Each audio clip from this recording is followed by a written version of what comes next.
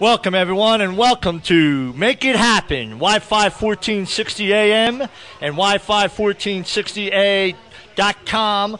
Make It Happen High School Sports Radio Show, the premier high school sports radio show in Burlington County. My name is Tim Costello. I'm your host with my co-host, Ben Sweezy.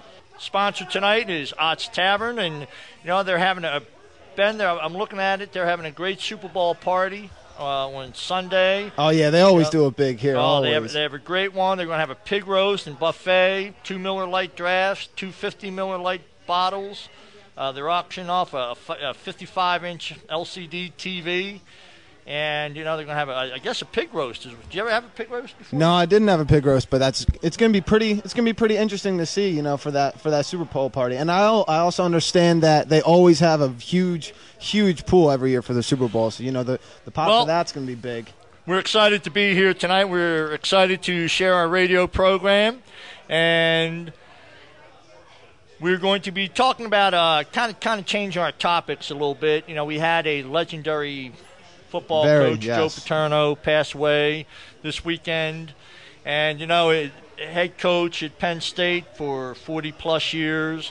The man has really developed a great legacy. It was all about the influence he had on doctors and lawyers who graduated from Penn State, former football players. And, it got to me thinking about, everybody who has participated in youth sports or high school sports, college, professionally, down the line there were certain coaches that had a major impact in their lives, and sometimes positive, maybe sometimes negative. The very beginning of when he took that job at Penn State as an assistant coach with Rip Engel back in 1950, and as you said, he was an assistant football coach for 16 years. Before he actually became the head coach in 1966. He wins the national championship in 1982. So what is one of the first things he does is he goes in and addresses the Board of Trustees about saying, hey, we need to raise the academic standards of this university. Not we need this for the football program, we need that for the football program. But, basically giving the Board of Trustees a lecture. We need to raise the standards of our academics so that, we don't want it to be Penn State football. We want it to be Penn State University, one of the top academic institutions in the country. This is going to be the focus of our show. We're going to be talking about different coaches, as I said, from youth sports all the way on up. They had somewhat of an impact on us, as athletes. And baseball was my primary sport, and I say pretty loudly that we are, my father was probably one of the top influences in my whole baseball coaching career. We coached me until I was 16 years old. I had a great baseball coach at Holy Cross and Frank Paris, and Frank, did a great job in terms of developing an attitude, a work ethic, how to respect. And again, different time era. We're talking about the 70s and 80s. But you kind of grew up in that 2000 era when things might have changed. The attitudes towards sports might have changed. So let's talk about the influence that you had in terms of your coaching. Well, obviously, my number one sport was wrestling, and my first two influences were my dad and my brother. They taught me everything I needed to know about the sport. They taught me how to respect everyone that wrestles, that does wrestle. And if you lose, because wrestling is such a one-on-one, hand-to-hand combat sport, doesn't matter win, lose, or draw. You shake the guy's hand, take your headgear off, and you walk right off the mat. They taught me, number one, first and foremost, to respect others. And they were my biggest influence in that sense. But as far as actual technique-wise and conditioning and the mindset of wrestling, I would have to say it's Leroy Whitehouse, because he gave us that mentality of you know what, I'm never going to stop coming after you. No matter how hard you're beating me, you could be beating me 14-0, getting ready to tech me. I'm never going to stop coming after you. And I think it's people like that, you know, like Jake and my dad, and, you know, like Leroy Whitehouse or Dennis Smith or Nathan Martyr, you know, people that have been around it for so long and people that have seen everything, seen the good and the bad and the ugly. And it's people like that you look after and that have a huge influence on your life. Just like Joe Pa has done with his students, they do the same exact thing. I guess a lot of people don't really understand the impact that coaches can have. Yeah. Not only just a college athlete or a pro athlete, you know, but also on a high school athlete, and more especially in a youth group. You know what, Ben? I think the next guy we got to bring up is the other half of the Sweezy wrestling crew. We got Jake Sweezy sitting in the audience right now. And we know we're going to bring Jake on up here. Yeah, bringing him up here. You know. Jake, how you doing tonight, bud? How you guys doing? Good. Glad to have you here. What's up, brother? How you doing? What's up, Benny? How you been? I'm pretty good. As a wrestling duo, didn't Smith have a statistic for you guys? Yeah. We were the including my father and us, we were the first Burlington County father-son combination. Yep, for one coach. Yeah, for one coach. Yeah. Dennis Smith. Jake, we've been talking about various people and coaches that had somewhat an influence on you, and obviously we got the three Sweezy men between your dad and Ben right here. You wrestled for a long time. You had a great career at Delran High School, one of the top wrestlers that came out of their program. Who was one of the coaches, or during your career, were there several coaches or one person that you can kind of say, you know what, he was my mentor. He was somebody that kind of I looked up to and just helped me with during direction. My career, there were a bunch. My dad, Mr. Smith, but I'd have to say Leroy Whitehouse was definitely the main influence I had, just because I spent so much time with him. Every week we do personal sessions, and he was my coach since I first started wrestling. So from beginning to end, he was always there, and he always got in my head. He knew how to get me pumped up and get me ready for all the matches. Yeah, Leroy, he took us in as far as just understanding the sport of wrestling, and when you get that kind of connection with someone, it felt like to us he was actually more like a grandfather figure to us, but that also just beat us up every week. Right. By then, it's not even like you're going to wrestling practice. It's like you're going to go hang out with your best friend. Yeah, exactly. One of the things that Benny has always told me is that he's the one who got you ready for the States, because he's the one that used to throw around and try. Is that true? He used to bounce him off the mattresses. Is that? He gave me a good little fight for a while, but it was awesome having Ben on the team with me. Especially the team we had, being he cut all that weight, made the squad, and it was a good feeling. Hey, I took my lumps. I've been taking them past couple of years, so. He's definitely somebody to take some anger out on. Yeah, definitely. But you know what? It's.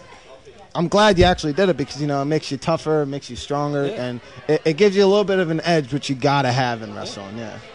Jake, I want to thank you for sharing your thoughts with us here, and look forward to having a great evening here, and best of luck to you. All right, thanks, guys. Big fan. Right now, we're going to bring up Craig Bigley. He's one of the managers here at Ott's Tavern. I see here you're planning on having a great Super Bowl party. Want to kind of talk about that for a little bit? Yeah, sure. This is following in a general tradition, although this year we've decided to step up to the plate here. We're going to have a pig roast in addition to our normal Super Bowl plan. So we're going to have a pig roast in addition to a full-fledged buffet, shrimp cocktail, prime rib, sausage, pepper, onions, bunch of good food, wings, chicken fingers. We're going to have Miller Lite on special, $2 drafts, $2.50 bottles. We're going to be starting everything up around 3:30 on Super Bowl Sunday. And we have plenty of giveaways, including a master prize of 55-inch TV.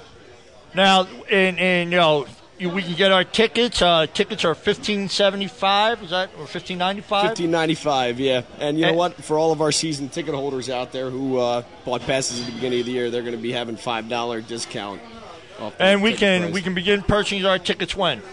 Starting tomorrow. Starting tomorrow. All right, you know what? Again, we're here live at Ott's Tavern, and, we are promoting Ott's Super Bowl party. We're here with Craig. Craig, you know what? I'm going to kind of, talk to you a little bit. We know, as you know, the topic is talking about coaches and influences. Mm-hmm. Do you have someone that might have fit that mode? I'll tell you what. When I was in high school, I went to Morristown. Soccer coach, Mike Sutcliffe. Probably one of the better coaches I've had throughout the years. In what way? He just he was very responsive to the players, which definitely counts for something. He was able to really capture everyone's enthusiasm without losing any of the players, and really got the most out of everyone. Tom, you've been involved in, again, you're a great mentor to Burlington County athletics, and especially with the Gordon Masters Football Club. These are just some of the things, again, that people look up and they admire through your career or through your life, through your business. Is there one individual that kind of has helped guide you all the way through? Yeah, many years ago, when I was in South Philadelphia, where I grew up, and I come by there the other day, and tears come out of my eyes when I went to my old neighborhood to see how bad it was ripped down. And I thank the guys that helped me in the slaughterhouse. I used to work in the slaughterhouse after school, picking up bones and guts and throwing in 55-gallon drums. and every time friends of mine went to rob a car or steal something, I went and played baseball and football. Only because these two guys that own Maglio Sausage, who's still in business today, guided me in the right direction. Tom, thank you very much. Thank you anytime. Thank you very much. Ben, we have, next up, we have a gentleman by the name of Jason Howell. And Jason is a Holy Cross grad, a football player at Albright Lacrosse. He was also team captain, defensive captain, All-American. Jason, you come from a football pedigree, and your dad, was an all-state football player at the University of Wyoming. Grew up in Iowa. You had a great career at Holy Cross, and a greater career at Albright. Went on and into got your masters, and through your development, through the various coaches, was there one person that had an influence on in your during the course of your career? Yeah, I mean, I guess I was fortunate to, other than your Uncle Tim and other than Uncle Tim and everything that he taught me, I guess I could say that there was probably some close seconds in there. But no, I mean, obviously at a young age, we played football, and we came from a football family, and naturally, my dad having played football, he was a big influence on us and everything we did, and at a young age, we were taught, hard work is the way to go, and those that are out there lifting the weights and doing the off-season workouts, like that's where you're going to win the football game. So that and mowing 35 yards a day, as we were taught, that was how we were kind of raised, and so naturally we took that work ethic and it translated into what we did in high school and then later on in college. Is there that one coach though that you can maybe identify with, or? I would say, yeah, I would definitely. I had a close relationship with my my linebacker coach in college. His name was Nick Morsey, and he was there. I guess it was his second year when I was a freshman, and then I was lucky enough to earn. I was the defensive captain my freshman year, and I actually started all 4 years as a linebacker, and I had him for 3 out of the 4 seasons, and not only did we have a good coach-player relationship, but it was a relationship too that we carried. He was invited to my wedding, and it was he was like my father away from home while I was at college. So I just want to let our listening audience. I appreciate everybody came out here at Ott's Tavern. We give us a round of applause. Thank you, everyone. Thank you very much. And for Ott's. Yeah, everybody here at Ott's Tavern, here in Delran. We had a great show tonight. Yeah, great show. My name is Tim Costello. I'm your host with my co-host, Ben Sweezy. Thanks, Tim.